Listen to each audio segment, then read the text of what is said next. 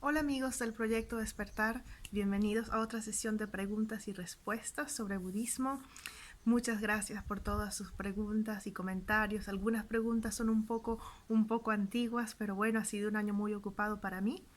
Me mudé y la mayoría del tiempo lo pasé tratando de reformar el hogar y también con muchos viajes. Ya cuando llega el verano, los meses de verano yo estoy muy ocupada y no puedo dedicarme a otras cosas. También estuve con algo de activismo por los meses de mayo y junio. Y bueno, por fin no quería dejar que pasara el año nuevo sin hacer un último video de preguntas y respuestas por ahora con todas las que se han acumulado. Pero antes, un anuncio importante, y es que el último fin de semana de mayo voy a estar dando un curso de introducción a la filosofía budista en Vigo, organizado por Manuel Velasco. Para los que quieran apuntarse, les dejo toda la información aquí en la descripción del vídeo. Y hay plazas limitadas. Me hará mucha ilusión conocer en persona a los que estén por España o por la zona en mayo, cerca de Vigo, y que quieran apuntarse. Y ahora continuamos con las preguntas y respuestas. La primera pregunta que tenemos es de Claudia Vargas y dice: ¿cierto que hoy en día el Theravada aún considera el Tantra como una enseñanza no auténtica del Buda? Las paramitas son virtudes excelsas. ¿Son enseñanzas exclusivas del Tantra? ¿En qué sentido o contexto nos ayudan los bodhisattvas? ¿Reencarnan en un humano, por ejemplo, y realizan actos no humanos, o nos ayudan tipo algún dios cristiano con algún milagro? Lo siento como una utopía el hecho de que nos ayuden, ya que a mi parecer se contradice con el karma individual. Bueno, muchas gracias por esta pregunta, que son muchas preguntas en una. Vamos a tratar de responder una por una y parece que hay un poco de confusión.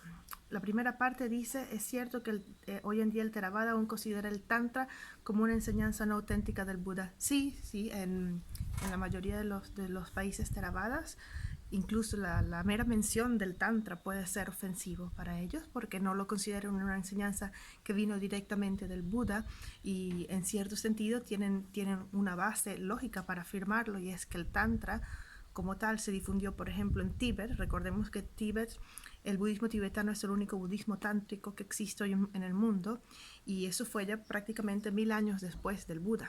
Entonces hay muchas opiniones controvertidas sobre esto, y las tradiciones Theravada no lo aceptan como enseñanza del Buda, incluso lo consideran ofensivo, consideran que va en contra de las enseñanzas del Buda. Me ocurrió en distintas ocasiones como monja budista de la tradición tibetana, visitando otras tradiciones en otros países. Desconfían muchísimo. Incluso en algunos lugares no te permiten quedarte en el monasterio si tienes una ordenación de budismo tántrico. Incluso te hacen volver a tomar los votos y los hábitos Theravada para poder quedarte en su monasterio. Así que así es. Luego dice: las paramitas son virtudes excelsas, son enseñanzas exclusivas del Tantra. Las paramitas, las perfecciones o las prácticas supremas, no son del Tantra, son del vehículo Mahayana. Y como son parte del vehículo Mahayana y el Tantra surge del vehículo Mahayana, entonces también son la base del Tantra. Pero no son exclusivas del Tantra, son tanto del Tantrayana como del Sutrayana. Luego dice: ¿en qué sentido contexto nos ayudan los bodhisattvas, reencarnan en un humano, etcétera?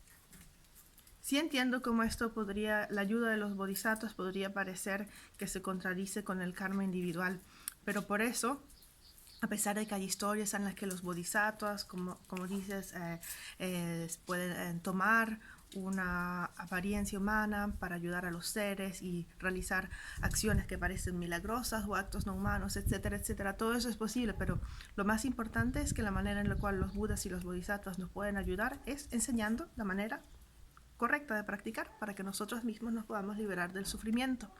Como dice los famosos 4 versos justamente sobre este tema que has planteado, Claudia.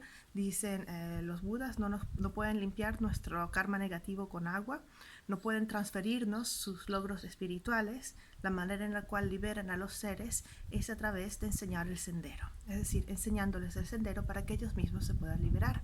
Entonces es cierto lo que tú dices, si existiera la liberación gracias a un ser exterior, a un ser que no somos nosotros mismos, que nos puede transferir sus méritos o limpiar nuestro karma como un Dios externo, ¿cierto? Entonces esto sí contradeciría la ley del karma individual. Luego dice Natalia, pensaba que alguien era el ama después de haber hecho el retiro de 3 años, 3 meses y 3 días. ¿Cuáles son los atributos que debe tener alguien considerado lama? ¿Qué se entiende por liberación en el budismo? Según la leyenda, el Buda, en una de sus vidas pasadas, al ver una leona con sus cachorros padeciendo hambre, se dejó devorar por compasión. El Tantra explica cómo alguien puede llegar a realizar este tipo de hazaña. Se dice que Siddhartha Gautama recibió enseñanzas de la filosofía Samkhya. ¿Por qué no existe el sistema de las 3 gunas en el budismo? Por ejemplo, ¿cuál es el sistema que se desarrolla para lograr las parámitas? ¿En qué consiste el Sutra del Diamante? Entonces, de nuevo, varias preguntas en una. La primera, pensaba que alguien se hacía lama después de haber hecho el retiro de 3 años, etcétera, etcétera. Cuando alguien hace el retiro de 3 años, 3 meses, etcétera, en algunas tradiciones es como si obtuviera un título de lama. Pero en realidad, y lo hemos discutido en varias ocasiones, si ves los videos anteriores, hay bastante explicación sobre esto. Incluso te aconsejaría que veas dentro del glosario, el video diccionario de budismo tibetano, vete a la palabra lama y allí vas a encontrar la explicación completa, porque Lama significa Madre Suprema, un ser que tiene cualidades espirituales gracias a las cuales te hace nacer en el mundo espiritual, en el cual nunca mueres. Entonces, los monjes no necesariamente son lamas, los lamas no necesariamente son monjes. Si uno hace el retiro de 3 años, puede que tenga un título según una tradición de lama, pero eso no lo convierte en lama como maestro espiritual como tal, es decir, hacer el retiro no certifica que una persona tiene las cualidades espirituales para llevar a los otros seres a la iluminación. Entonces esa sería la primera pregunta. Y cuando dice cuáles son los atributos que debe tener alguien considerado lama, hay montones de explicaciones en los textos sobre las cualidades de un buen lama, pero resumidamente podríamos decir que debe tener perfecta conducta ética, compasión hacia sus estudiantes y sabiduría. Entonces, dentro de estas 3, por supuesto, hay varios niveles. La conducta ética del lama debe ser perfecta y excelente, o, en su defecto, que tenga muchas más cualidades que defectos, ¿cierto? Luego, el segundo, compasión incondicional hacia sus discípulos y hacia todos los seres, o, en su defecto, que por lo menos tenga en su corazón el deseo auténtico de beneficiar al estudiante, por lo menos. Y el tercero, sabiduría infinita, etcétera, etcétera, o en su defecto, por lo menos tener un buen conocimiento o académico o a través de su experiencia de las enseñanzas. Entonces puede haber varios niveles. Lo mínimo es eso, buena conducta, que tenga como su prioridad beneficiar al estudiante y que tenga sabiduría o conocimiento para poder transmitir en medida superior a la que tiene el estudiante.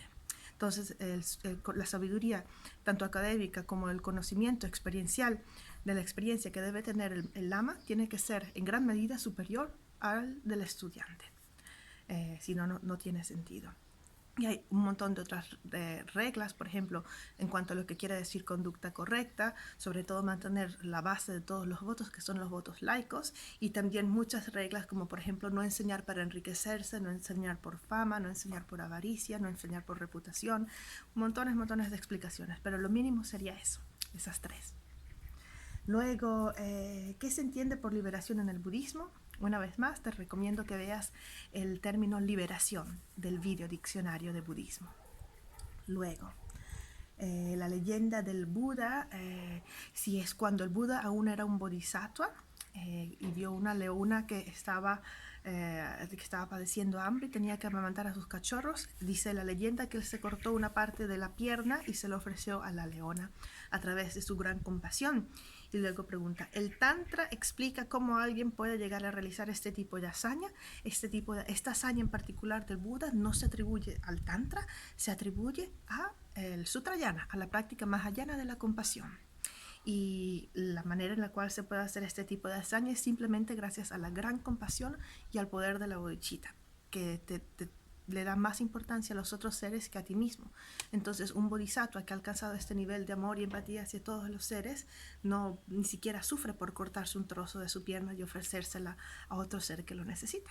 Entonces, la práctica simplemente es la compasión, una compasión así tan fuerte.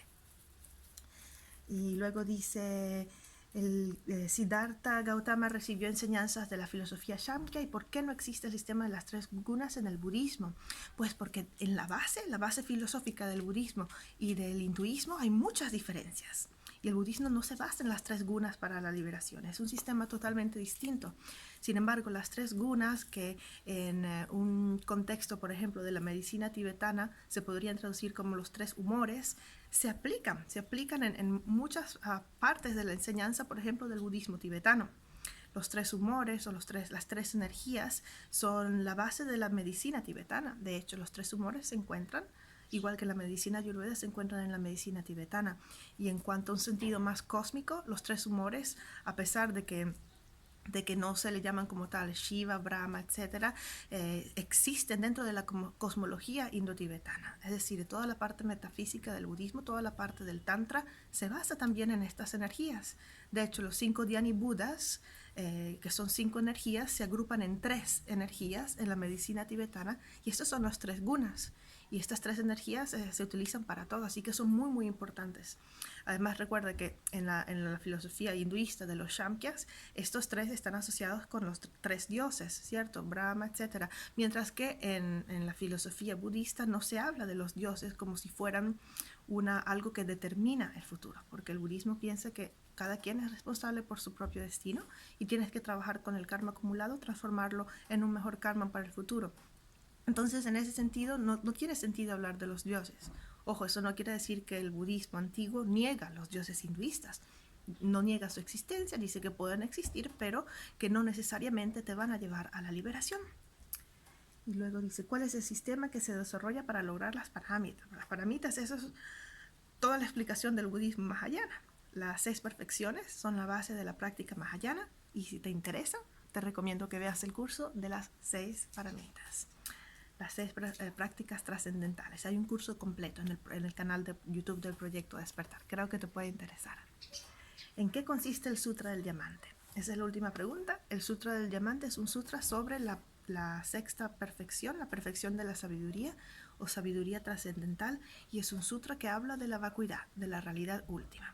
Es un sutra fabuloso, y mientras lo lees te va a parecer un poco loco y un poco contradictorio. Eso es porque es justamente el objetivo del Sutra del Diamante, tratar de romper con el pensamiento conceptual. La pregunta siguiente es de Mariela Fabroni y dice, parecen haber muchos obstáculos para la liberación. ¿Por qué 84.000 aflicciones? Si a ello le sumamos la infinidad de seres y de mundos, con la posibilidad de diversos renacimientos, si todo está interrelacionado desde un tiempo sin principio, si hasta la vacuidad misma es interdependiente, ¿cómo se puede concebir tal liberación? Parece una utopía realmente. Y sí, Mariela, es cierto, totalmente. Es que justamente es un fenómeno muy interesante que mientras más estudias técnicamente la liberación y la iluminación y toda esta parte de la filosofía budista, más te das cuenta de lo increíblemente difícil que puede ser, ¿cierto? Porque incluso desde el punto de vista del Mahayana necesitas 3 eones infinitos de acumulación de mérito y sabiduría y eliminación del karma negativo. Entonces sí, parece una utopía porque es un tiempo que no podemos siquiera concebir nosotros, ¿cierto? Ahora, con el Tantra supuestamente hay un tiempo más reducido, pero solamente para llegar a ser practicantes calificados, tengas de verdad las cualidades que te permitan obtener la iluminación en una vida o en 16 o en menos de 3 eones infinitos, hay que haber alcanzado un nivel tan alto de comprensión de la vacuidad que sí, es muy difícil. Y objetivamente, por más de que escuchemos decir que es posible, no es que es imposible, sino que toma muchísimo tiempo, 3 infinitos eones. Y sí puede ser una utopía, pero el punto no es preocuparnos por esto, sino pensar qué más podemos hacer mientras tanto. ¿Me entiendes? Vale, es cierto que no podemos obtener tal vez la iluminación tan fácilmente, y puede que no la obtengamos en esta vida, ni en la siguiente, ni en 16, ni en 100, ni en 12 eones, ni en los 12 eones siguientes. ¿Me entiendes? Pero ¿qué más podemos hacer sino intentar alcanzarla? ¿cierto? ¿Qué más podemos hacer mientras tanto, sino tratar de realizar acciones positivas de cuerpo, palabra y mente que puedan beneficiar a los demás y a nosotros mismos? Aunque la iluminación completa sea como un objetivo tan lejano, tan difícil que podemos percibir a veces, no tenemos nada mejor que hacer mientras tanto, ¿me entiendes? Porque si no realizamos acciones positivas y todo lo demás, estamos gastando nuestro karma positivo. Si hacemos acciones negativas, seguimos empeorando la situación. ¿Y qué más podemos hacer sino tratar de ser de beneficio? Aunque el nirvana está lejos, aunque la liberación y la iluminación estén muy lejos. Y justamente por este tema de lo difícil que es conseguir la iluminación completa, es por eso que las tradiciones hinayana dicen, pues para eso mejor hacer sarhat, ¿cierto? Dejas de molestar a los demás, de hacerlos sufrir y sales del sufrimiento del samsara tú mismo, sin tener necesariamente que esperar 3 eones infinitos, porque la liberación es más rápida de obtener en comparación a la iluminación, ¿cierto? La iluminación según el Sutrayana y la liberación según el Hinayana. Entonces, en ese sentido tienen razón las escuelas Hinayana. Y luego dices, ¿por qué 84.000? Porque en teoría 84.000 dividido entre 4 te va a dar 4 secciones, una que son aflicciones conectadas con la ignorancia, la otra conectadas con el deseo, la tercera sección aflicciones que vienen conectadas con la aversión y el cuarto grupo son aflicciones que surgen como la combinación de las tres. Por eso hay 84.000, pero 84.000, una vez más, es tan solo un número. Puede que haya mucho más de 84.000, solo que dentro del reino humano, etcétera, etcétera, el momento en el que apareció el Buda, se catalogaron como 84.000, una vez más, para que podamos concebirlo en nuestra mente, para que podamos utilizarlo como la práctica. Pero no son necesariamente 84.000, son infinitas, tal cual como lo dices tú. La siguiente pregunta, Mauricio pregunta, me interesaría mucho si fuera posible profundizar sobre los 2 eslabones del origen dependiente, estudiar cada uno de sus componentes, ya que me parecen también algo fundamental. Sí, es fundamental, es muy interesante, súper complejo. Incluso hay 2 presentaciones dependiendo del orden de los números con el que se comienza. A veces se saltan unos y se pasa al último, es súper complicado. Y te recomendaría de corazón que si quieres investigar más sobre el orden y la presentación correcta y el significado de los componentes de los 2 eslabones del surgir dependiente, leas el libro del Dalai Lama sobre los 2 eslabones.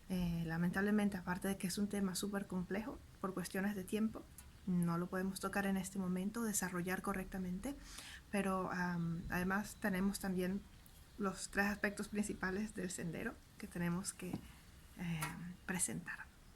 Espero el año que viene.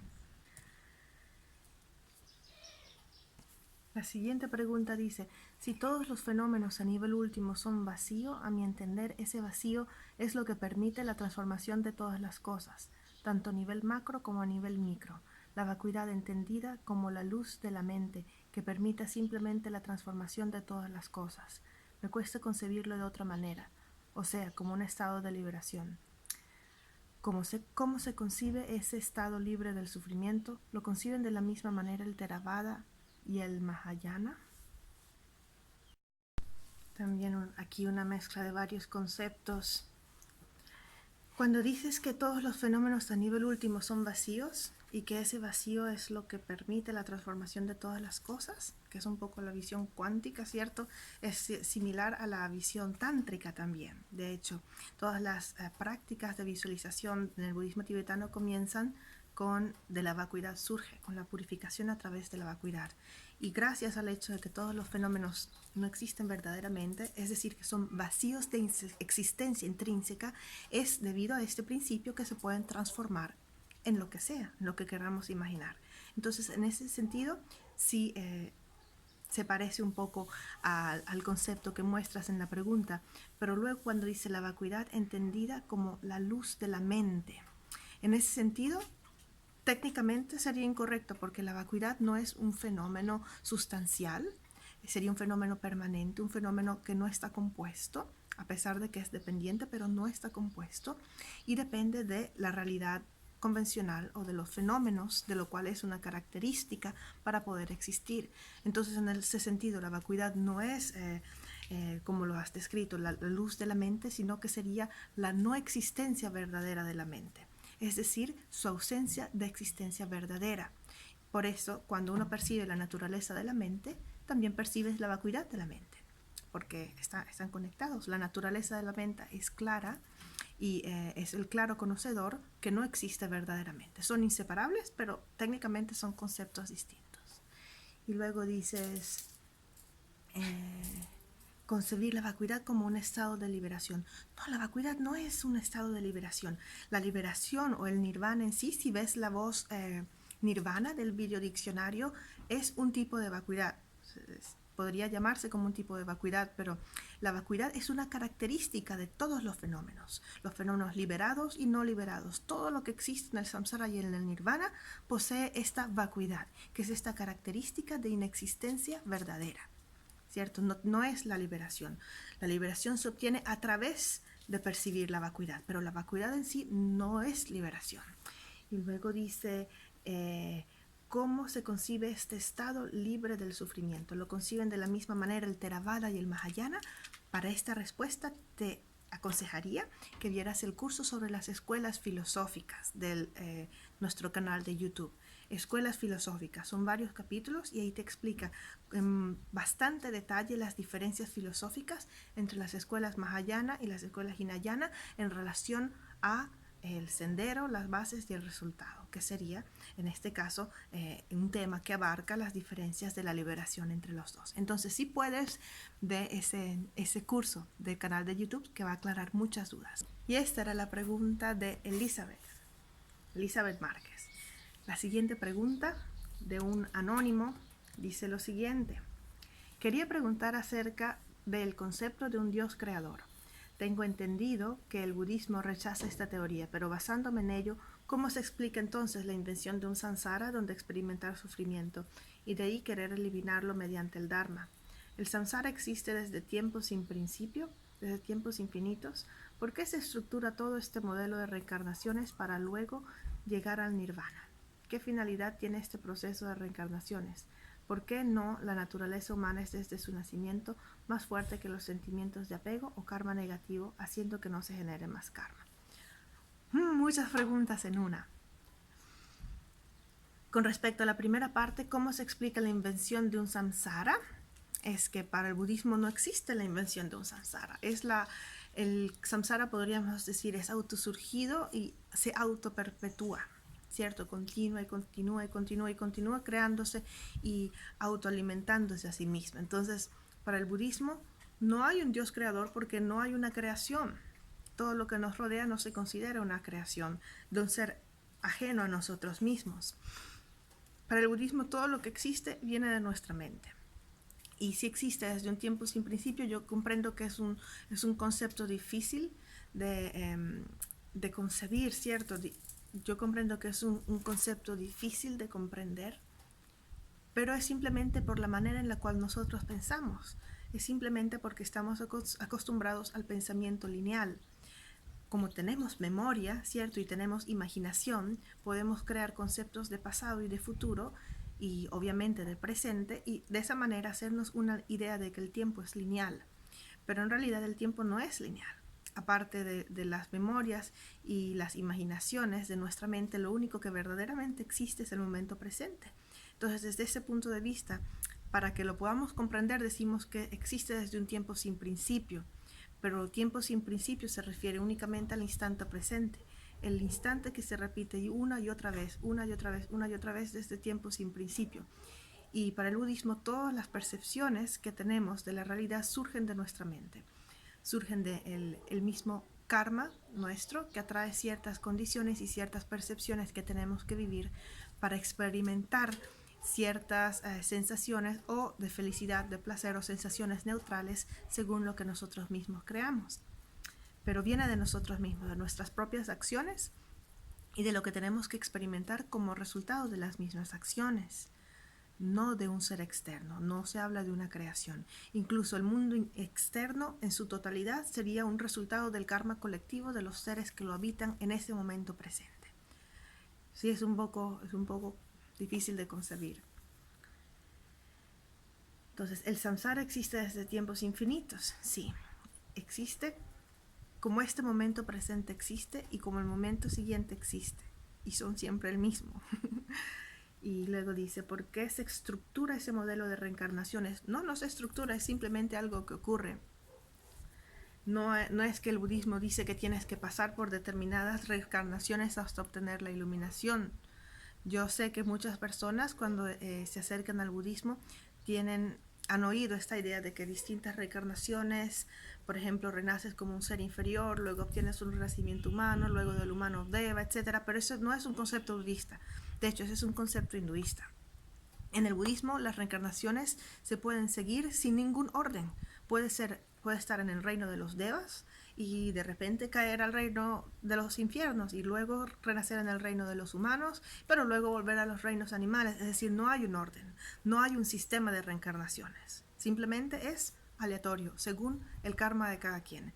Y cuando por casualidad en una de esas reencarnaciones a uno le ocurra renacer en el reino humano y practicar el Dharma y entrar en el vehículo Mahayana, pues puede que entonces a partir de allí, cuando uno se convierte en bodhisattva, no regresas a los reinos inferiores, pero simplemente porque no tienes más el karma para que esto ocurra, ¿cierto? Y porque la visión de la vacuidad, la comprensión de la visión de la vacuidad también hace contrapeso.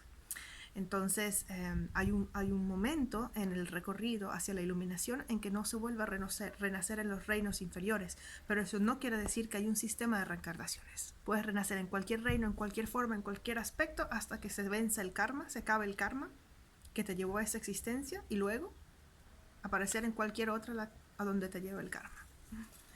Y no tiene ninguna finalidad porque no hay proceso de reencarnaciones.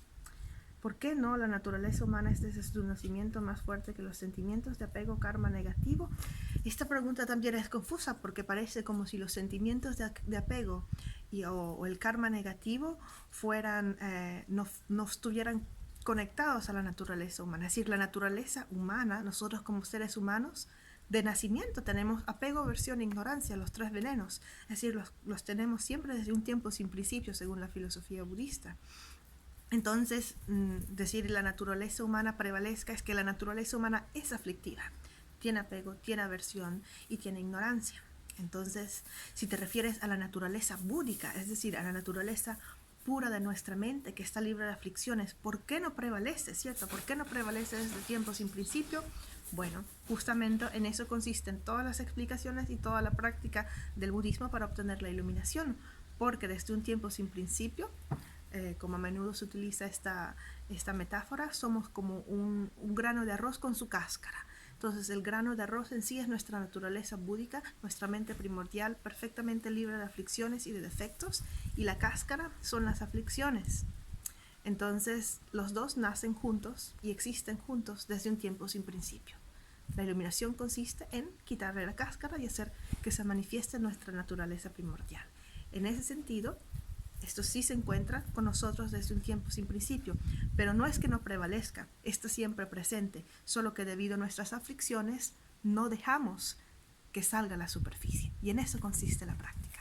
La pregunta siguiente es de Víctor Molina, y dice, ¿qué significan las tierras puras? ¿Con qué cuerpo se renace en una tierra pura? Para poder renacer en una tierra pura es necesario los jnanas, las absorciones meditativas. Las tierras puras tienen condiciones más favorables para lograr la liberación. Los 3 o 4 aspectos de la ignorancia avidia las he escuchado en el Dzogchen. Me pareció fundamental su análisis.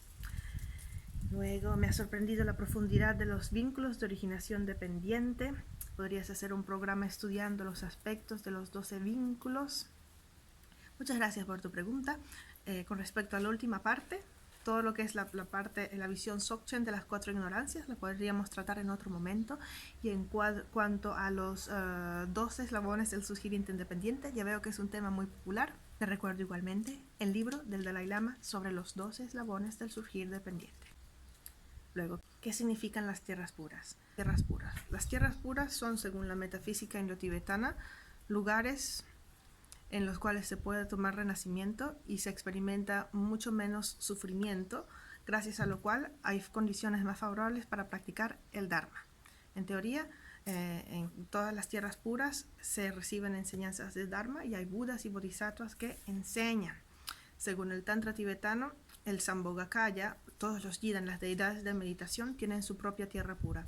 Y según la deidad sobre la cual meditemos durante nuestra vida, como en cada visualización se teje, recuerde, eso significa tantra, tejido, se teje este mandala de la deidad, que es su tierra pura. Entonces, gracias al poder de la familiarización, en el momento de la muerte se puede recrear este tejido, ¿cierto?, de una realidad paralela que hemos creado en nuestra mente durante nuestra vida, y podemos autogenerarnos como la deidad y renacer en la tierra pura. Entonces, eso serían las tierras puras según la práctica del Tantra. Sin embargo, no necesariamente hay que obtener, como dices, todas las absorciones meditativas ni tener grandes logros espirituales para renacer en una tierra pura. Se dice que las razones para renacer en una tierra pura son el karma positivo y las plegarias de aspiración. Es decir, el karma positivo acumulado y las plegarias de aspiración para dirigir ese karma positivo hacia un renacimiento en una tierra pura. Por lo tanto, no necesariamente hay que ser grandes practicantes. En especial, hay tierras puras a las cuales, según la metafísica indo-tibetana, es más fácil acceder que a otras. Se dice que la más fácil, la tierra pura más fácil a la cual podríamos entrar es la tierra del Buda Amitabha, la tierra del Sukhavati, a la cual se entra sobre todo gracias a las plegarias de aspiración. E incluso en el momento de la muerte, aunque uno no haya sido buen practicante, supuestamente gracias a la promesa de Amitabha se podría renacer en su tierra pura, según esta tradición.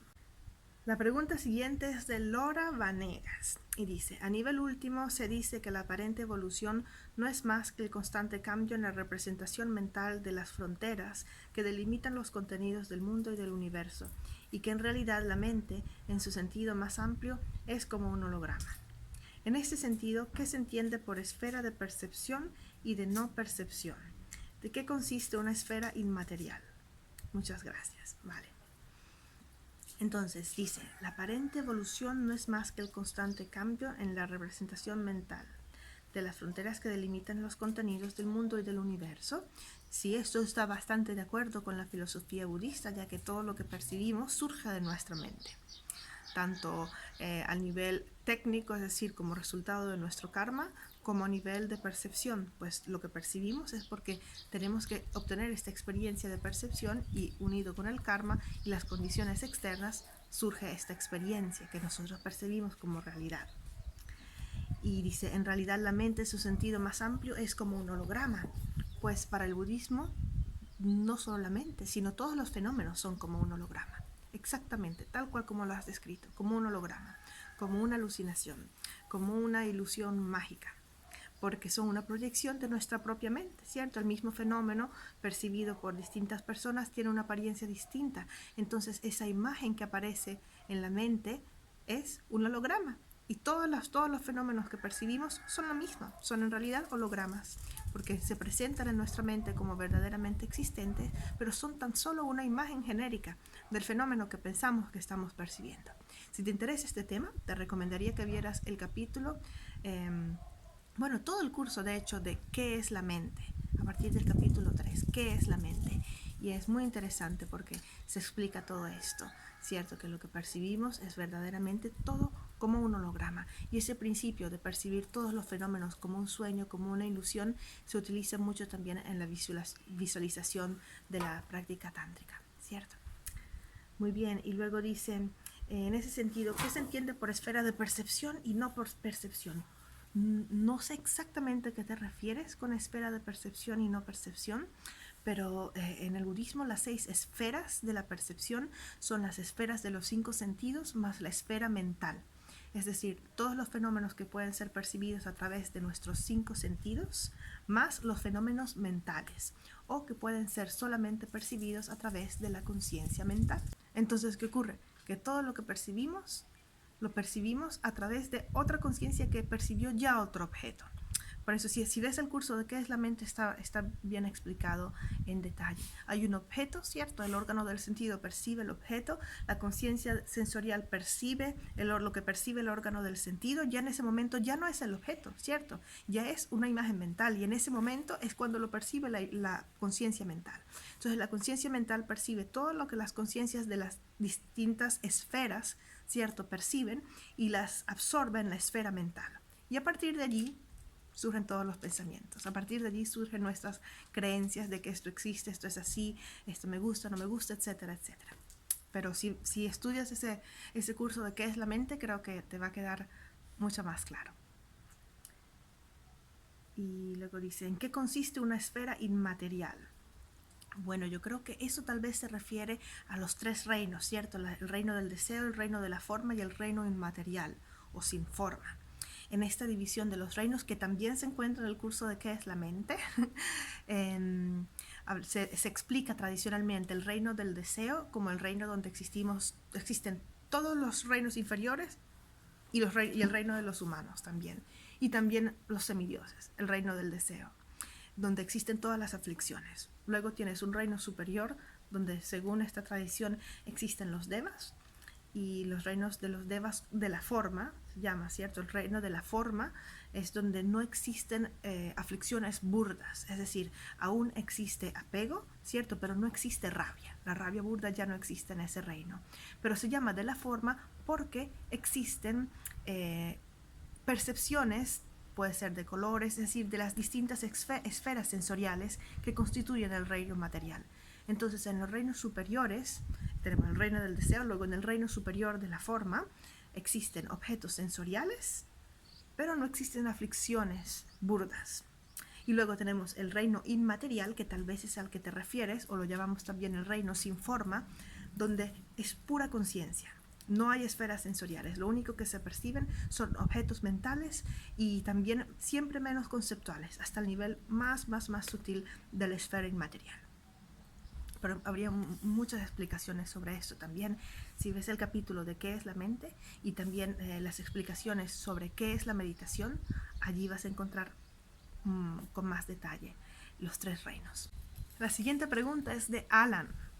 Alan, gracias por tu pregunta. Y muy interesante, muy importante, dice, ¿cuál es el papel de un practicante en la actualidad? Desde el comienzo del budismo, como lo conocemos, hasta entonces un sinfín de cambios han transcurrido, sociales, culturales, ambientales, entre algunos otros. Entonces, ¿cuál es la forma correcta de practicar para los estudiantes laicos hoy en día? ¿Cuál es su responsabilidad como practicantes en la sociedad? ¿Cuál es la forma sistematizada de estudiar el camino Hinayana? ¿Cuál es el papel de un practicante en la actualidad? Pues esa es una pregunta tan importante, sobre todo en los tiempos que vivimos hoy en día y sobre todo en este fenómeno que ocurre, ¿cierto? Cuando el budismo desde Oriente llega a Occidente y comenzamos a adaptarlo a nuestras necesidades, a nuestra vida, a nuestra cultura, y entonces hay muchos aspectos del budismo tibetano que no nos van a cuadrar, ¿cierto? Que van a decir, pero ¿por qué, cierto? Muchas veces las preguntas son, pero las tierras puras, pero la iluminación es posible, ¿cierto? Pero los hábitos, pero ¿por qué los votos, ¿cierto? Entonces, lo más importante que tenemos que recordar como practicantes hoy en día es que hay un gran paquete cultural, ¿cierto? De cualquier tradición de budismo que queramos estudiar, que ha llegado y nosotros tenemos también nuestro paquete cultural. Entonces, para mí, lo más importante es tratar de hacer una distinción entre lo que es verdaderamente, como podríamos decir, originalmente budismo, lo que es necesario, la parte importante de la filosofía budista que te puede ayudar a progresar, a ser una mejor persona, a beneficiar a los demás, a percibir la realidad, ¿cierto? Eso que es la esencia del budismo, bodhicitta, renuncia y vacuidad, de todo lo demás que son aspectos culturales que, como tú bien dices, han surgido a través de los distintos cambios que se han dado a través de la historia. Entonces, es importante cuando, como practicantes, ¿cierto?, de la actualidad, buscar la esencia y no necesariamente tener que aferrarnos a las apariencias, como por ejemplo en el caso del budismo tibetano, son los rituales. Y en todas las tradiciones hay también un aspecto ritualístico, que es lo que hace ver al budismo un poco como religión, aunque en principio no debería ser una religión, debería ser una filosofía, ¿cierto? Incluso el sistema jerarquizado que existe en distintas tradiciones budistas hoy en día no viene del Buda, ¿entiendes? ¿Qué quería el Buda? Que todos fueran exactamente iguales, que no hubiera jerarquías, ¿cierto? Y por eso inventó los hábitos, es decir, por eso le estableció que se llevaran hábitos y que todos se raparan el cabello, porque de esa manera, no importa si eras brahman, si eras de casta baja, si eras hombre, si eras mujer, todos se iban a ver exactamente iguales, ¿entiendes? El Buda mismo no se hubiera sentado en un trono elevado, él se sentaba junto con sus discípulos, compartía la comida junto con sus discípulos. Entonces, ¿qué ocurre? Como en todas las religiones, cierto, cientos y cientos y miles de años después del Buda, se comienzan a crear estas especies de sistemas jerárquicos que crecen como si fuera alrededor del concepto del budismo, pero que muchas veces utilizan conceptos que aparecen en la filosofía budista para justificar sus propias acciones que no son budistas para nada, como por ejemplo para obtener dinero, riquezas, fama, etcétera, atención, aprovecharse de las personas. Entonces hay que tener muchísimo cuidado, tratar de ver la esencia, qué es lo que me convence, qué es lo que tiene sentido, ¿cierto? Hay cosas que son difíciles de comprobar científicamente, como por ejemplo la ley del karma o la reencarnación, aunque el karma es bastante lógico porque de una acción surge una reacción, básicamente. Karma significa acción, pero las vidas futuras o las tierras puras, ¿cierto? Hay muchas cosas que no necesariamente nos van a convencer. Y adivina qué, no tienen que convencernos, porque el budismo es buscar la verdad. Y el Buda mismo dijo que si algo es oro, cuando lo cortas, cuando lo derrites, cuando lo rompes en trozos pequeños, seguirá siendo oro. Y esas son las enseñanzas del Buda. Si encuentras en tu sendero como practicante de hoy en día algunos conceptos, enseñanzas, ideas, rituales que no te gustan, ¿cierto? Que no logras aceptar como si fueran verdaderos o como si pudieran llevarte a la iluminación, pues no lo tomes en absoluto. No tienes que tomarlos, tienes que examinarlos como si fuera oro. Y si lo derrites y no es oro, pues puedes ponerlo a un lado. Y eso para mí es muy importante porque si nos aferramos a todas las apariencias que nos llegan con las distintas tradiciones budistas, puede que perdamos de vista totalmente la esencia.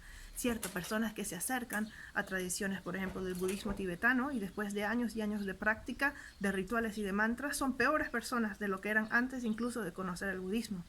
Por eso yo siempre digo que el budismo no es para todos, ¿entiendes? Y no todas las escuelas budistas son iguales, hay prácticas distintas, hay diferencias en la filosofía. Entonces lo más importante para mí como un practicante en estos días es analizar verdaderamente lo que puede ser útil para ti, no dejarse llevar por grupos, cierto, que ofrecen su enseñanza como la única hacia la que te puede llevar a la iluminación, no dejarse llevar por personas que te dicen que si no los siguen a ellos, pues no puedes alcanzar la iluminación, tener mucho cuidado con las sectas, tener mucho cuidado con lo que son, les llaman culto a la personalidad, ¿cierto? Alguien que se presenta como maestro y se aprovecha económicamente o de otras maneras de los estudiantes. Muchísimo cuidado. Y dentro de nuestro rol como practicantes es, por supuesto, también denunciar todas las injusticias, las irregularidades y toda la corrupción que veamos dentro de cualquier sistema. Y esto se conecta con lo que mencionabas, como cuál es el rol del practicante en la sociedad. El rol del practicante en cualquier momento, en cualquier ocasión, es ayudar al máximo beneficio de uno mismo y de todos los seres. Entonces, por supuesto, el rol de la practicante dentro de la sociedad es de ayudar dentro de nuestras posibilidades a que los otros seres, en este caso las personas, puedan tener una vida mejor, puedan tener una vida más feliz, ¿cierto? Si seguimos, por ejemplo, las 10 acciones virtuosas, están todas dirigidas hacia eso, todas dirigidas hacia beneficiar, hacia no hacer daño a las personas que nos rodean, si posible, beneficiar lo más posible. Luego dice, ¿cuál es la forma sistematizada de estudiar el camino Hinayana? Esa es una pregunta muy larga. La explicación técnica del camino Hinayana en detalle se llaman las 20 sangas. Si te interesa, puedes investigar sobre los 20 sangas. Las 20 sangas son 20 tipos de practicantes con distintos niveles de logros espirituales hasta alcanzar la iluminación, y esa es la explicación, como decir, paso por paso del sendero Hinayana. Es una explicación larguísima, se estudia por meses en los monasterios, así que no podría entrar en detalle, pero tal vez puedas encontrar más información. Los 20 sangas te podría dar una buena idea del sendero Hinayana esquematizado. Pregunta de Adriana. Dice, dices que la ignorancia es una emoción negativa, sin embargo, ¿no es simplemente un estado? Claro, Es que son los términos que utilizamos, porque lo llamamos emoción, aunque en realidad es un estado mental, pero las emociones también son estados mentales. Entonces, como ciertos estados mentales te alteran, entonces nosotros los llamamos emociones, pero en tibetano es la misma palabra para todo, aflicción, aflicción mental. Entonces, una aflicción mental podría ser un estado de ignorancia, pero podría ser también una emoción negativa. Entonces, todos los estados mentales negativos, todos, sean con emoción, sin emoción, neutrales, todos se consideran aflicciones. Y luego dice, menciona las 4 ramas del budismo tibetano. Desearía que subieras un video filmado en cámara lenta sobre uno de los mudras, ignoro el nombre, en el que hay que chasquear los dedos. Yo creo que tal vez, Adriana, te refieres a los mudras que se hacen durante las ofrendas, ¿cierto? Que es así, luego haces así, luego haces una ofrenda y luego cierra así. Es un mudra de la ofrenda. No sé si es al que te refieres, porque se chasquean los dedos en distintas ocasiones en algunos rituales tibetanos. Pero este es un mudra que se hace durante las ofrendas, se hace un chasquido y luego se da la vuelta a las manos y luego se hacen los distintos mudras de las ofrendas, ¿cierto? Agua para tomar, agua para los pies, comida, perfume, etcétera, etcétera.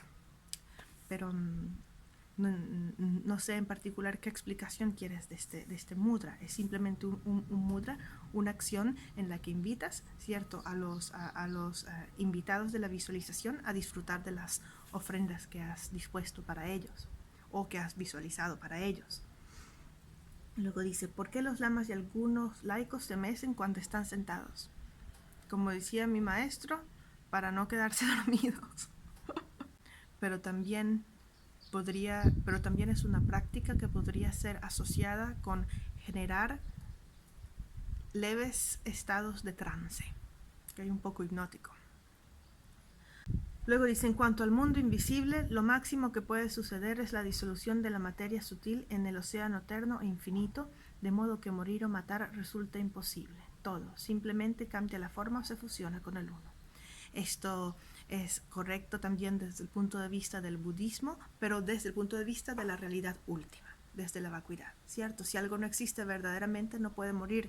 La acción de matar no puede verdaderamente existir si el sujeto, el objeto y la acción no existen, si son vacuidad. Entonces, en ese sentido, sí es totalmente cierto lo que dices. Es imposible vivir, es imposible matar, es imposible morir. Todo es vacuidad. Pero esa es la visión de la realidad última.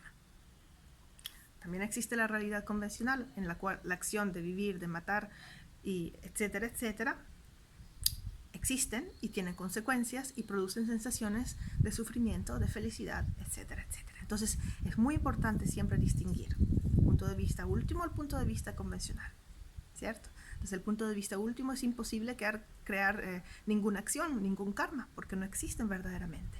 Pero desde el punto de vista convencional, existen dependientemente, ¿cierto? No de verdad, pero sí existen relativamente, y por esa existencia relativa, interdependiente, crean consecuencias. Vale. La última parte dice, cambia la forma o se fusiona con el uno. Eso sí no estaría conectado con la filosofía budista. La filosofía budista, eso sí no tendría conexión con la filosofía budista, porque para la filosofía budista no existe este concepto del Atman, ¿cierto? Del alma individual que se une al uno, al todo. Eso no existe en la filosofía budista. Existen mentes individuales, y lo que tal vez podría acercarse un poco al concepto de uno podría ser el Dharmakaya, pero a la vez el Dharmakaya es la mente de un Buda. Es complicado. Digamos que por ahora el concepto de un individual que se une al todo o al uno no existe en el budismo. Siempre, Adriana, en el tercer video de las escuelas filosóficas, cuando hablas del Samkhya y del principio universal, decís que este permanece en perfecta armonía hasta que se encuentra con un alma. No entiendo qué significa encontrarse con. ¿Acaso el alma es exterior al principio universal? Si el alma forma parte del principio universal que está en equilibrio, ¿cómo el encuentro con él mismo puede provocar un desequilibrio si tiene la misma esencia? Bueno, primero que nada, esto es hinduismo, es la filosofía Samkhya. Yo no soy una experta de la filosofía Samkhya, pero esta es la explicación que ellos dan para la existencia de la impureza, el sufrimiento y todo lo demás.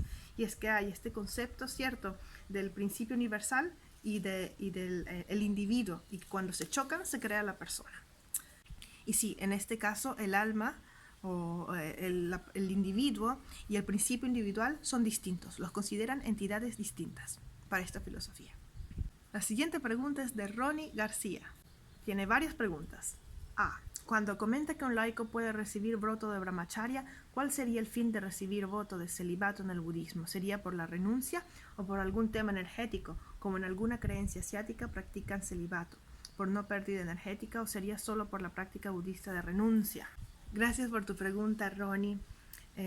Los votos de brahmacharya son los votos laicos más el voto de celibato, ¿cierto? Es decir, el voto de conducta sexual incorrecta se transforma en voto de celibato. El voto de celibato existe tanto para laicos como para monjes. En el caso del celibato en general, en el budismo tiene un sentido muy práctico y es para no reproducirse, ¿cierto? Porque si uno tiene una familia, no puede dedicarse 100% a la práctica de la meditación y la renuncia y todo lo demás, desde el punto de vista de la práctica hinayana, obviamente. Luego la mahayana y la práctica del tantra no dicen necesariamente así, porque uno puede estar todo el tiempo practicando, con o sin familia, con o sin hijos, ¿cierto? De día, de noche. Entonces ya ese es otro nivel. Pero en la práctica, imagínate India antigua, ¿cierto? Y ni tan antigua. Hoy en día también, si tienes hijos, pues la mayoría de tu tiempo va a estar dedicado a los hijos, a conseguirles de comer, criarlos, etcétera, etcétera. Y eso quiere decir que te va a quedar muy poco tiempo para, por ejemplo, irte de retiro, de meditación, pues no vas a tener tiempo. Y es una cuestión muy práctica. No puedes, el voto de celibato es para eso, para poder dedicarse totalmente al estudio y a la práctica del Dharma, sin ninguna distracción. Y por eso, claro, está conectado con la renuncia, porque ese es el objetivo de la renuncia, es justamente crear las condiciones más favorables para que puedas practicar, ¿cierto? Si no renuncias a tu trabajo, tienes que estar trabajando. Imagínate en India antigua, si uno no renunciaba a su trabajo para hacerse monje, por ejemplo, eras campesino, no puedes ser monje y campesino al mismo tiempo, porque o eres campesino y te pasas todo el día trabajando en el campo, o eres monje y no haces nada, ¿cierto? Renuncias a todas tus ocupaciones y lo único que haces es caminar al pueblo en los tiempos del Buda, ¿cierto? A mendigar con un bol de la limosna. Y luego volver y dedicarte todo el día a meditar, a practicar. Esa era la manera en la cual funcionaba en los tiempos del Buda, y para eso era principalmente el voto de celibato. Ahora, por supuesto, existen métodos anticonceptivos, pero en la India antigua, no tener voto de celibato quería decir que ibas a terminar teniendo una familia y no ibas a tener tiempo de practicar. Fundamentalmente era eso. Luego, a esto se le agregaron otras ideas culturales, etcétera, etcétera, y en cuanto a los votos de celibato que se le dan a los laicos, tienen el mismo objetivo, ayudarlos a que puedan concentrarse en la práctica, ¿cierto? Para que no haya distracción con apego, con aflicciones, etcétera, etcétera. Incluso si uno hoy en día no tuviera hijos, no teniendo votos de celibato, podría distraerte de ciertas prácticas que uno decide tener como budista, ¿cierto? Entonces eso también se aplicaría a los laicos, pero también cuando un laico toma voto de celibato, muchas veces es como preparación para los votos monásticos. Entonces muchas veces uno toma los votos laicos y luego el voto de celibato como preparación, como periodo de prueba, antes de tomar los votos monásticos. Según la práctica del Tantra, también el celibato es importante para que no haya la pérdida de las sustancias reproductivas, que también constituiría una caída entre los votos tántricos, por cuestiones, como tú decías, de energía. Pero en la base era una cuestión práctica. B. Cuando un laico toma refugio y voto de no matar, ¿tiene que ser vegetariano o vegano? ¿O no influye esto en el consumo de carne? Pues técnicamente, si observamos lo que dicen las escrituras, ¿cierto? Y distintos comentarios sobre esto, cuando uno es budista, ¿cierto? No debería consumir ninguna carne de un animal que ha sido sacrificado para que uno coma. Entonces, ¿qué ocurre? Que en la India antigua, si alguien sabía que comías carne y llegabas como invitado, ¿cierto?, a la casa de alguien que te iba a recibir, lo más probable, si es una persona de buena posición económica, es que esa persona sacrificaría un animal para que pudieras comer, ¿cierto?, para recibirte. Entonces, automáticamente, al ser vegetariano, cuando vas a un lugar de visita, el huésped, perdón, el que te recibe, si sabe que no comes carne, no va a sacrificar un animal para que lo puedas comer. Entonces, por eso se encuentra a eso se refiere con no saber que el animal fue sacrificado para ti. Entonces, técnicamente, en el pasado, sí, no habíamos pedido que sacrificaran el animal para comérnoslos. No lo sacrificamos nosotros mismos, ¿cierto? No vimos ni oímos que el animal fue sacrificado para nosotros, sino que murió o fue asesinado por otro motivo. Entonces, si eso es así, podríamos comer la carne del animal, porque en teoría está libre de karma negativo, ¿cierto? Pero hoy en día, cuando vamos al supermercado, ¿qué animal del cual vienen todas las carnes que vemos en el supermercado ha no sido sacrificado para nuestro consumo? Todas han sido sacrificados por nuestro consumo. Entonces, en realidad depende de ti. Yo ya no sé qué decir con respecto a este tema, porque me han preguntado tantas veces, incluso hay tantos lamas hipócritas, ¿cierto?, que comen carne y que utilizan como excusa el tantra, o que dicen, no, ya si la carne ha pasado por más de 100 manos, ya está libre de karma negativo. Es decir, si desde el momento en que se mata el animal hasta que llega a tu mesa han pasado 100 manos, entonces ya está libre de karma negativo. A mí me parece una absurdidad total, ¿cierto? Porque es lógico, es decir, si no comías carne, si no hay demanda, ¿cierto?, no hay producción de carne. Entonces es una cosa muy personal. El Dalai Lama dice que se debería comer carne solo. Él siempre recomienda ser vegetarianos, pero que si uno tiene motivos de salud por los cuales necesita de verdad comer carne, no tiene otra opción, entonces está permitido, porque también cuidar de nuestro propio cuerpo es importante, ya que es el vehículo que te lleva a la liberación. Y si te interesa leer más sobre el tema del vegetarianismo, hay un libro precioso que se llama La vida de Shapkar. Shapkar fue un lama vegetariano de Tíbet. Luego dice, ¿qué mantra podría servir para ayuda de disolución de impresiones mentales negativas por vivencias negativas del pasado? Querido Ronnie, no hay ningún mantra que haga eso más que tu propia mente. Es decir, cualquier mantra que recites con este objetivo de sanación en mente te va a ayudar, pero no existe un mantra, no hay una palabra mágica, no hay un ritual mágico que te vaya a ayudar a solucionar los problemas del pasado. Son solo nosotros mismos con nuestra mente, ¿cierto? Recuerda que ese es el trabajo principal. ¿En qué estás pensando? ¿Cómo te estás desarrollando? ¿Cierto? ¿Qué nivel de comprensión de la realidad que te rodea estás logrando alcanzar? Ningún mantra, ninguna bendición, ninguna iniciación va a hacer el trabajo por ti. Todo el poder que atribuimos a las palabras de poder, a los mantras, a los dharanis, a las bendiciones, todo eso viene de nuestra mente. ¿Entiendes? Entonces es cada quien con su proceso personal. Y si dentro de este proceso personal los mantras te pueden ayudar, por ejemplo, para concentrarte o para para traer a la memoria una determinada sensación de amor y compasión que puede ser sanadora, pues cualquier mantra con el que te sientas cómodo puede ayudar a esta función. Pero recuerde que el poder no viene del mantra, viene de tu propia mente. Quieres desarrollar compasión, están los mantras de la compasión, ¿cierto? Para sabiduría tienes mantras de sabiduría, así que todo depende de lo que necesites en ese momento. Luego dice que se podría comentar sobre el Dzogchen como el cuarto vehículo de liberación. Dzogchen también es un tema muy extenso, pero en pocas palabras podríamos decir que dentro de la escuela Dzogchen, el Dzogchen o la gran completación, ¿cierto?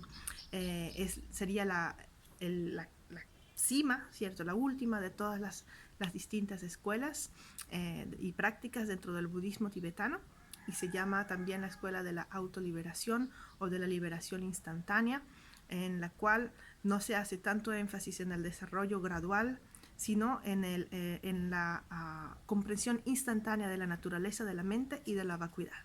Y también el Dzogchen se apoya mucho en la devoción al maestro espiritual, con lo que también hay que tener mucho cuidado.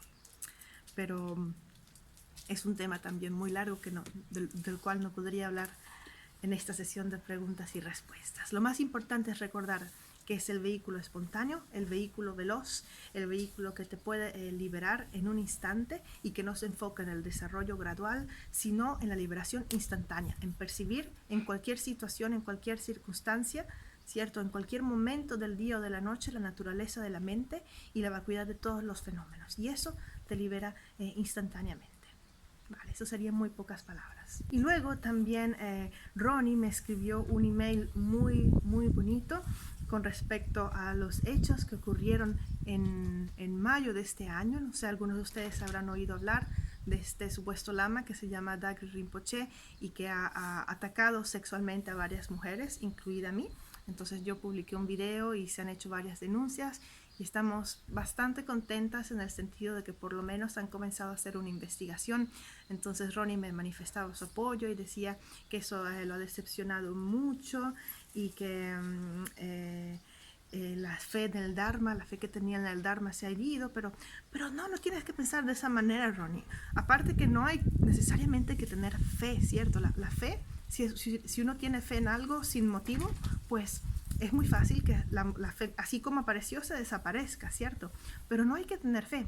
En el Dharma, en realidad, a pesar de que oímos siempre en los centros budistas, hay que tener fe en el Dharma, fe en el Buda. No hay que tener fe. Hay que tener confianza, ¿cierto? Convicción. Y como mencionaba justamente en este vídeo, separar lo que es el Dharma, ¿cierto? De lo que son todos todo el paquete cultural que se le agrega a la base que eran las enseñanzas del Buda, pero todo lo negativo que ocurre en todas las tradiciones budistas, ¿cierto? Toda la corrupción que hay en la tradición tibetana, en la tradición japonesa, es decir, en todos, donde existen los seres humanos va a haber corrupción. No vas a encontrar un sistema que sea puro, ninguno. En todo el mundo, en todos los sistemas religiosos, en todos los sistemas donde hay jerarquía, va a haber corrupción. Recuerda siempre los tiempos del Buda, todos iguales, sin jerarquía, todos los mismos derechos, ¿me entiendes?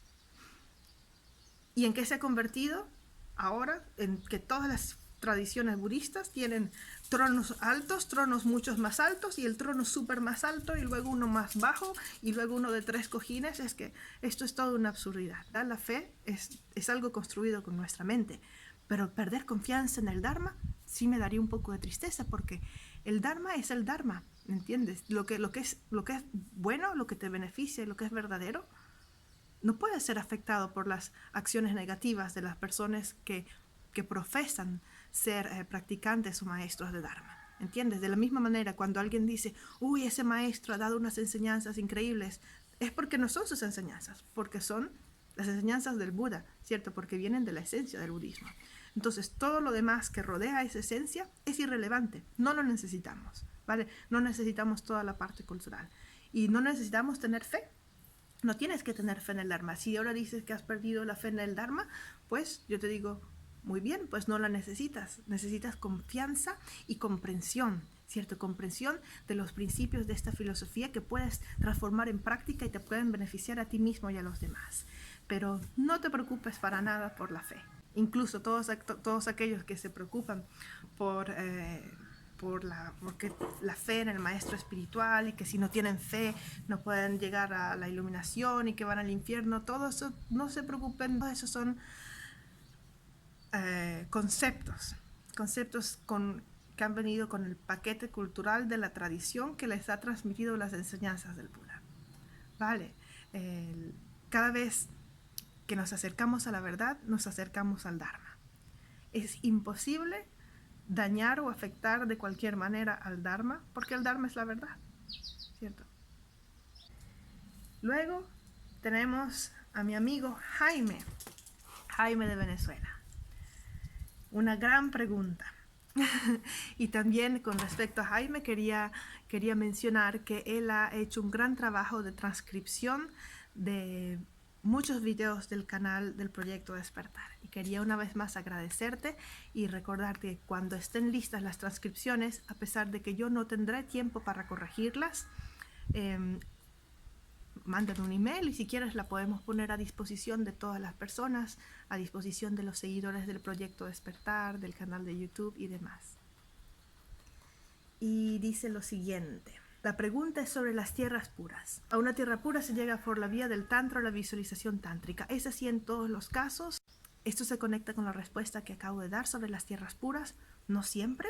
Es decir, la visualización tántrica es fundamental, por lo menos que tengas la imagen de un yidam, el yidam de la tierra pura de Amitabha, por ejemplo, por lo menos una imagen de Amitabha, pero no necesariamente. Como le decía al chico, las tierras puras pueden ser o el desarrollo de tu práctica, el resultado del desarrollo de tu visualización práctica durante tu vida, o pueden ser también el resultado de tus plegarias de aspiración y de la acumulación de mérito. En el caso de Sukhavati, se dice que es la más fácil. Y luego dice, entrar a una tierra pura pasa primero por el vehículo Vajrayana. No necesariamente pasa por el vehículo Vajrayana. Y esto es porque el concepto de tierra pura está ligado al concepto de Sambhogakaya. Y el concepto de Sambhogakaya es un concepto Mahayana. Es decir, se encuentra tanto en el Sutrayana como en el Tantrayana. Por lo tanto, el concepto de tierra pura existe también en el vehículo del Sutrayana y no del Tantra. De hecho, en tradiciones mahayanas que no siguen el vehículo del Tantra, ahí se menciona a veces las tierras puras, ¿cierto? Sobre todo la tierra pura de Amitabha, pero no se habla de visualización tántrica. De todas formas, hay gente que piensa que esto es una contradicción. Pero bueno, ese sería otro tema. Cuando preguntas, ¿por qué dices que cualquier ser ordinario puede acceder a la tierra pura de Sukhavati aunque no tenga grandes méritos ni logros espirituales y que con solo recitar el nombre y el mantra del Buda Amitabha en el momento de la muerte puede llegar a esa tierra pura? Pero por otro lado se dice que el Sambhogakaya es el cuerpo perfecto que se manifiesta en el lugar perfecto con la tierra pura, a la vez que es un cuerpo que solo puede ser percibido por Aryas Bodhisattvas. Es que son cosas distintas. Son cosas distintas. Una es entrar a la tierra pura como por haber obtenido la iluminación, haber obtenido el Sambhogakaya, ¿cierto? Y haber renacido en la tierra pura que es resultado de tu práctica. Y otro es renacer en la tierra pura gracias a la acumulación de mérito y plegarias de aspiración. Y entonces, en ese caso, puedes aparecer en la tierra pura como un discípulo, ¿entiendes? Pero no como el Sambhogakaya de la tierra pura. Entonces, es distinto. Según cómo... En teoría, ¿cierto? Según la metafísica indotibetana, la manera en la cual accedes a la tierra pura determina también el rol que vas a tener en la tierra pura. Por ejemplo, un ejemplo muy pequeño es que dicen que es posible renacer, creo que eran los monjes que habían roto ciertos votos, no recuerdo exactamente cómo era la historia, pueden renacer dentro de una tierra pura, pero dentro de un cogollo de loto. Y se quedan encerrados, durmiendo en el loto, escuchando enseñanzas, hasta que purifican el karma que les permitirá que se abra el loto y continúen su sendero hacia la iluminación. Entonces, no todos los seres que aparecen en las tierras puras son Sambhogakaya, todo lo contrario. Debería haber en teoría un Sambhogakaya por tierra pura. Y uno puede aparecer en tierra pura, o como maestro o como discípulo, dependiendo de cómo haya llegado a la tierra pura, según estas enseñanzas. Luego, muy importante, aquí dice, ¿cómo puede un ser ordinario sin grandes logros estar en una tierra pura y percibir el Sambhogakaya de los Budas y de los Bodhisattvas? Bueno, aquí hay varios detalles. Primero, los Bodhisattvas no tienen Sambhogakaya, porque el Sambhogakaya es uno de los cuerpos del Buda. Luego dice, muy exactamente, tienes mucha razón, porque el Sambhogakaya en teoría puede ser percibido solamente por seres de altos logros espirituales, pero no siempre es así. De hecho, eso se refiere al Sambhogakaya percibido en la esfera material, pero si ya has salido de la esfera material y tienes el karma y el karma positivo, ¿cierto? Y la conexión con una deidad, puedes aparecer en su tierra pura sin necesariamente haber obtenido, ¿sabes?, grandes logros espirituales. Pero sí siempre se necesita haber obtenido una gran cantidad de mérito y sobre todo las plegarias de aspiración. Es decir, que ese mérito haya sido dirigido hacia tu objetivo, hacia la determinada tierra pura, a través de las plegarias de aspiración. Y no necesariamente cuando se aparece en una tierra pura puedes percibir directamente al Sambhogakaya. Eso es muy correcto lo que dices en tu frase.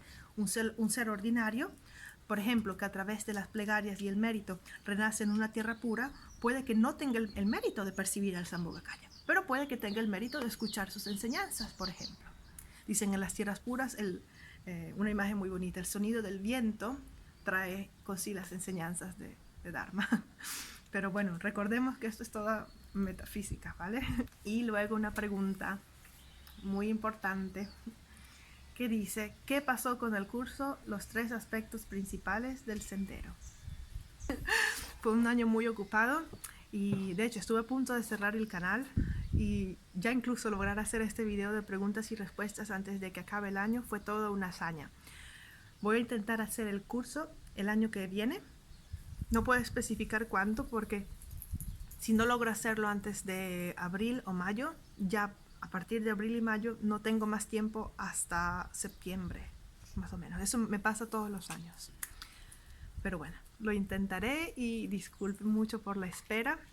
No puedo prometer un tiempo específico, pero haré lo posible, eso sí les prometo, haré lo posible por publicar este curso el año que viene. Y cuando suba el curso de los 3 aspectos principales del sendero, puede también que sea el último curso de videos del proyecto Despertar. Tal vez continuemos con preguntas y respuestas, pero también intentaré grabar videos cuando me invitan para conferencias y charlas, y bueno, quedo siempre disponible para quien desee organizar un taller. Luego tengo una pregunta de K. Denman y dice: ¿es posible que un Buda o un Bodhisattva se manifieste en los mundos inferiores en caso de peligro o alguna misión especial? Sí, en teoría, según las enseñanzas, esto es posible. Un Buda o un Bodhisattva puede manifestarse en cualquier forma, color, aspecto, en cualquier reino de existencia donde tenga la posibilidad de ayudar a los seres, siempre y cuando los seres tengan también el karma para que esto ocurra. Luego una pregunta de Lourdes. Dice: meditar en la vida diaria, hacer consciente la vida y realizar que la manifestación que se aparece es solo manifestación aparente, con alegría y amor, viendo que no tiene realidad perdurable como el día, que va cambiando hasta la noche. Y así todas las percepciones físicas, mentales, sería estar en estado de meditación. Querida Lourdes, muchas gracias por tu pregunta. Y sí, eso es perfectamente meditación. Recuerda que meditación no es necesariamente sentarse con los ojos cerrados y relajarse. Todo lo contrario, eso podría que no sea meditación para nada. Pues meditación, la palabra técnica para meditación es familiarización. Es decir, que en cualquier momento en que nos estamos conscientemente familiarizando con un concepto, con una idea o con un objeto de observación, estamos meditando. Recuerda que puede haber meditación analítica y meditación contemplativa. La meditación que es bastante popular hoy en día es la contemplativa, ¿cierto? Cuando te hacen que te concentres en un objeto de meditación, sea este una forma, un color, un concepto, una idea, una sensación, y tratar de desarrollar concentración en base a ese objeto. Pero ese es solo un tipo de meditación. Tenemos también la meditación analítica. Y es cuando desarrollas concentración con respecto a un concepto que estás analizando, a una sensación que estás generando, ¿cierto? Que no solo la estás observando, sino que estás activamente participando en el análisis del objeto. Y lo que me describes puede ser perfectamente una meditación analítica. Cuando observas la naturaleza de la mente, puedes tener tanto una meditación analítica como una meditación contemplativa. Y puedes jugar con combinar las dos. Y puedes meditar las 24 horas del día.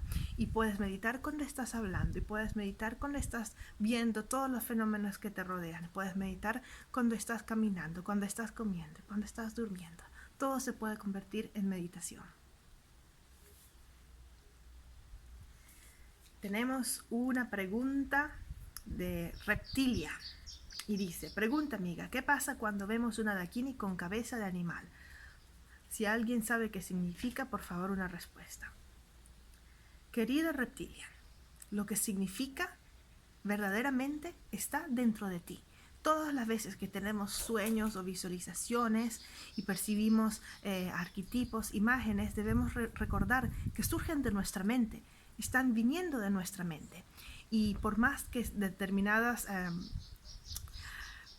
especialistas o teorías te puedan decir que esto significa tal cosa, la única persona que sabe verdaderamente lo que significa eres tú. Porque, por ejemplo, digamos que yo veo en mi sueño, yo sueño con un perro, ¿cierto? Entonces busco un libro de sueños que me dice que cuando sueño con un perro es porque tal y tal situación existe o va a pasar. Pero puede que el significado que tiene el perro para mí sea un significado totalmente distinto del que puede tener para otra persona. Entonces no podemos decir, ¿me entiendes?, que una imagen va a tener un significado específico para una persona, porque somos distintos, tenemos vivencias distintas, experiencias distintas, ¿cierto? Entonces no podría de ninguna manera decirte qué significa. Muchas veces incluso las visiones y los sueños que tenemos pueden ser, y esto lo dicen muchas veces los lamas cuando van a preguntarles qué significa mi sueño, qué significa mi visión, puede ser simplemente restos de experiencias kármicas, ¿sabes? Restos kármicos de vidas pasadas, o puede incluso ser nuestras propias aflicciones, creando visiones, ¿me entiendes? O puede ser también nuestra sabiduría, ¿cierto? Nuestra sabiduría primordial que está manifestando una imagen con la cual podemos trabajar. Lo único que te puedo decir con respecto al arquetipo general de una Dakini con rostro de león es que representa, ¿cierto?, la unión de esa parte humana o racional, y en lugar de la cabeza tiene una cabeza irracional, es decir, de animal, que representa todo lo contrario, que representa el poder de la naturaleza, el instinto y la parte irracional. Entonces, muchas veces cuando aparecen figuras femeninas o incluso masculinas, ¿cierto?, que tienen cuerpo humano y cabeza animal, de fiera, porque además las cabezas con las que aparecen en las representaciones no son de animales domésticos, son siempre animales salvajes, ¿cierto? Leones, serpientes, etcétera, etcétera. Es esa manifestación de lo que sería este instinto salvaje que según el Tantra es primordialmente puro, ¿cierto? Entonces sería la unión de las dos, el cuerpo humano, ¿cierto?, racional, pero la cabeza, que debería ser la parte racional, tiene lo opuesto, tiene la parte irracional, salvaje, de este poder, esta fuerza, esta energía airada. Eso es todo lo que podría decirte, pero tú eres la única persona que sabe lo que ese símbolo significa para ti. Y luego tenemos a Francisco. Dice, tiene algunas imprecisiones. El Sambhogakaya es un cuerpo iluminado que en el general se les asocia a los bodhisattvas que alcanzan los 10 bhumis y 6 paramitas. Por algo se ilumina perfectamente y realiza el Dharmakaya, y por ende no queda absorto en el Dharmakaya, sino que es emanación del mismo. Así puede liberar a los seres sintientes del samsara. Vive en el samsara, pero su estado no es dicotómico, ni tampoco es una expansión de conciencia, ni conciencia total, sino que es de emanación del Dharmakaya mismo. Sí, parece que hay un poco de confusión en esta pregunta. Por ejemplo, el Sambhogakaya es un cuerpo iluminado. Sí, claro, el Dharmakaya es un cuerpo iluminado porque es uno de los 4 cuerpos del Buda, ¿cierto? El Dharmakaya es una emanación, el Sambhogakaya es una emanación del Dharmakaya.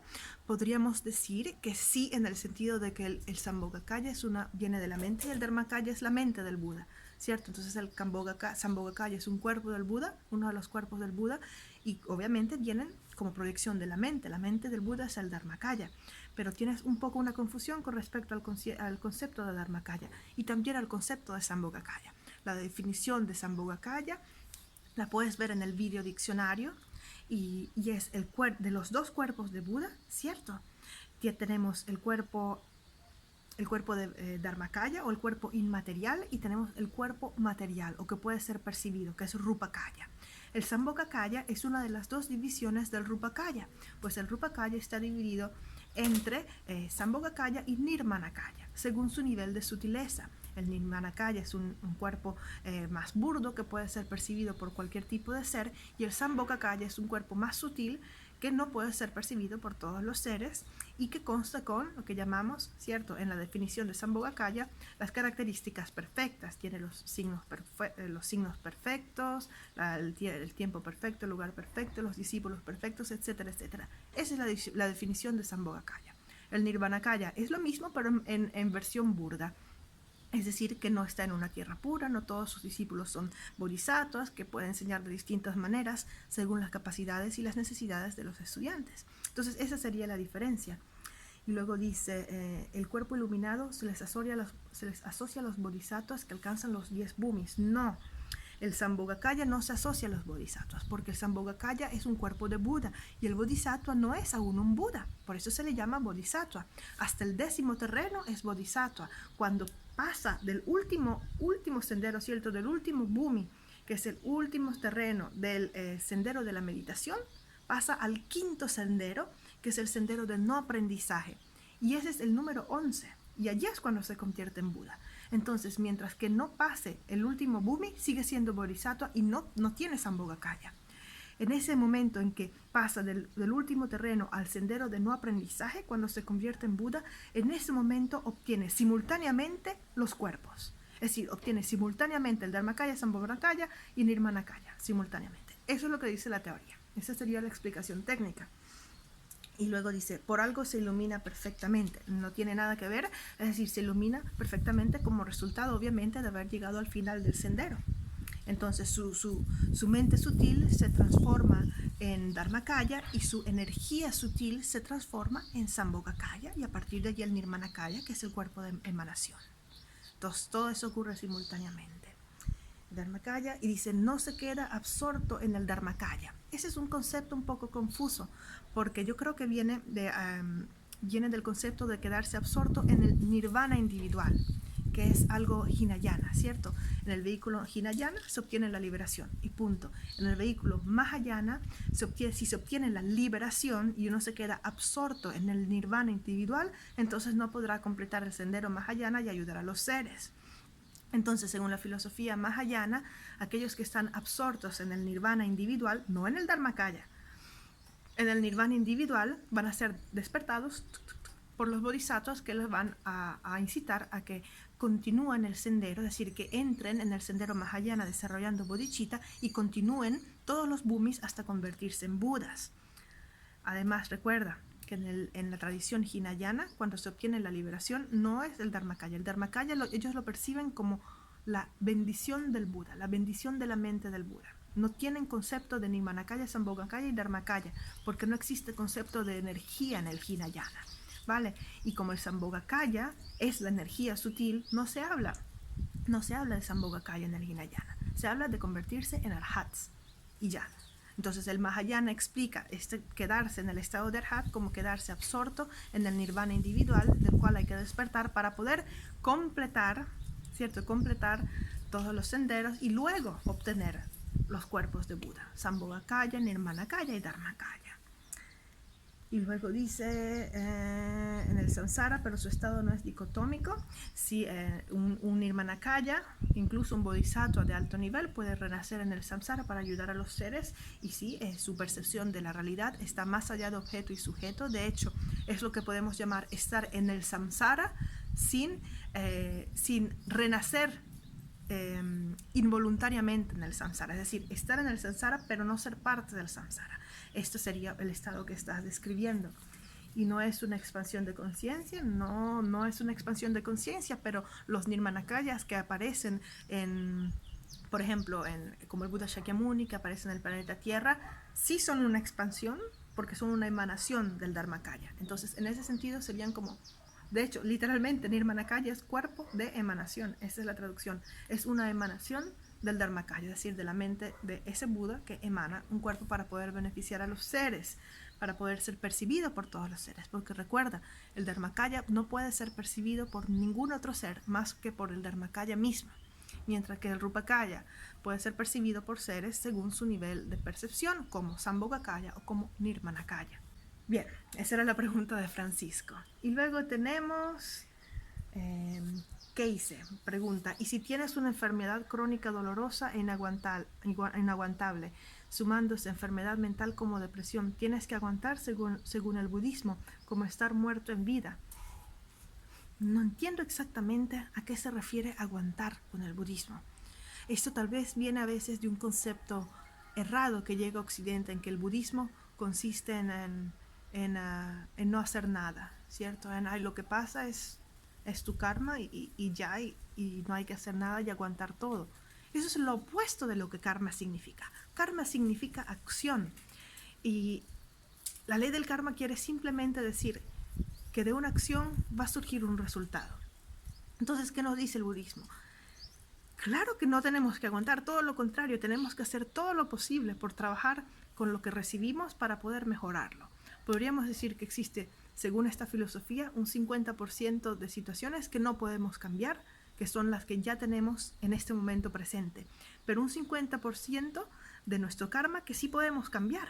¿Y cómo lo cambiamos? De la manera en la cual manejamos las situaciones presentes. Entonces, ese 50% que no puedes cambiar, pero tienes todo el 50% que sí puedes cambiar. Es decir, se presenta una situación, ¿cómo lo puedo cambiar? A través de cómo la percibo. Y a partir de eso, trabajar con mi mente para que sea cual sea la situación que me ocurra, pueda hacerme ser una mejor persona, ¿cierto? Puede hacerme ayudar a los demás, puede hacerme incrementar mi empatía, mi amor, mi compasión, mi sabiduría. Entonces, esa es la práctica. No es que tienes que aguantar, para nada. Si alguien sufre de una enfermedad terrible, una enfermedad dolorosa, una enfermedad incluso que lleva a problemas mentales como depresión y demás, el budismo en ningún momento dice que hay que aguantar y ya y no hacer nada. De hecho, el budismo dice que debemos tomar todas las situaciones negativas como sendero hacia la iluminación. Entonces, cuando ocurre una situación tan negativa, tan fuerte, que produce tanto sufrimiento, tenemos obviamente que intentar cambiarla, ¿cierto? Que intentar ver si hay una manera de liberarse de este sufrimiento, porque el budismo es para liberarse del sufrimiento. Pero si este cambio va más allá de nuestras posibilidades, si es una situación que hagamos lo que hagamos, no la podemos cambiar, entonces lo único que podemos hacer es transformar nuestra mente, es trabajar con esta situación para que a través del sufrimiento que nos produce, nosotros podamos transformarnos en mejores personas, ¿cierto? Es muy difícil practicar cuando uno se encuentra sufriendo, pero si nuestro sufrimiento puede ayudar a otras personas, por ejemplo, ¿cuántos casos no hay de personas con grandes enfermedades o con sufrimiento físico, sufrimiento mental, que se convierten en fuente de inspiración para otros, o que crean campañas, ¿cierto?, a nivel mundial para ayudar a otras personas, o incluso a nivel más pequeño, personas que gracias a su propio sufrimiento, a sus propias experiencias y dificultades, cambian y encuentran un recorrido espiritual que nunca hubieran encontrado si no fuera gracias al sufrimiento. Y también dentro de la filosofía budista debemos recordar que se habla mucho del poder que tiene la mente sobre el cuerpo. Es decir, si nuestro cuerpo está experimentando un gran sufrimiento y encima le agregamos el sufrimiento mental, no vamos a hacer más que empeorar nuestro propio dolor, ¿cierto? Mientras que si al contrario tenemos un sufrimiento físico, pero logramos trabajar con nuestra mente, en la mejora de nuestro estado mental puede reflejarse positivamente en nuestro cuerpo. Especialmente en la tradición budista tibetana se dice siempre que el cuerpo no tiene en realidad poder sobre la mente. La mente es la que puede tener poder para cambiar el cuerpo. Lo que pasa es que como no nos damos cuenta del poder de nuestra mente, cuando nuestro cuerpo sufre, dejamos que afecte a nuestra mente, ¿cierto? Y sufrimos más de lo que sufriría el cuerpo, ¿cierto? Porque le agregamos el sufrimiento mental. Entonces, si nosotros logramos darnos cuenta de esto y darnos cuenta que del sufrimiento mental que estamos agregando a nuestro sufrimiento físico, entonces podemos transformarlo. Nadie dice que es fácil, nadie dice que sea algo fácil, pero si podemos comenzar por eso, por tratar de analizar hasta qué punto nuestro sufrimiento es producto de nuestra mente o de nuestra enfermedad física, ¿me entiendes? Podemos comenzar por allí y ver qué posibilidades tenemos para, a través de la mejora de nuestro estado mental, ¿cierto?, aceptar lo que no podemos cambiar, pero cambiar y mejorar lo que tenemos la posibilidad de cambiar. Podemos ver cómo incluso con nuestra estabilidad mental, ¿cierto?, con nuestra mejora mental, podemos obtener resultados positivos para nuestro cuerpo. Ha sido demostrado que un estado mental positivo refuerza el sistema inmunológico. Y bueno, ¿qué decir de todos los efectos que tiene la mente en el funcionamiento de nuestro organismo? Y luego, finalmente, tengo una pregunta, una carta de Yuri. Yuri ha escrito un libro sobre las escuelas filosóficas, usando como referencia el curso sobre las escuelas filosóficas del proyecto Despertar. Gracias, Yuri. Me has mandado el texto y también unos gráficos. Es mucha información, no tengo tiempo para leer todo el libro, no tengo tiempo para corregirlo, igual que con las transcripciones de Jaime. Lo único que te puedo decir es que este libro es tu visión personal, ¿cierto? Es tu opinión personal a través del análisis de esta información que has recibido y no hay ningún problema con que utilices mi información como una fuente, la puedes citar como una fuente, así como puedes citar cualquier otra fuente de la cual hayas obtenido información, y te deseo lo mejor con el libro, solo que por cuestiones prácticas y de tiempo no puedo en absoluto dedicarme a leer y a corregir este texto, ¿vale? Te deseo lo mejor y seguro que habrás hecho un buen trabajo y espero que sea de beneficio para muchas personas. Bueno, queridos amigos, eso es todo por hoy. Espero haber podido responder satisfactoriamente la mayoría de las preguntas. Les recuerdo este encuentro que tenemos en Vigo el último fin de semana de mayo de 2020. Les dejo todos los datos aquí en la descripción del vídeo. Me haría mucha ilusión conocer en persona a algunos de ustedes que han estado siguiendo el proyecto Despertar. Les mando un fuerte abrazo, mis mejores deseos para el 2020 y nos seguiremos viendo.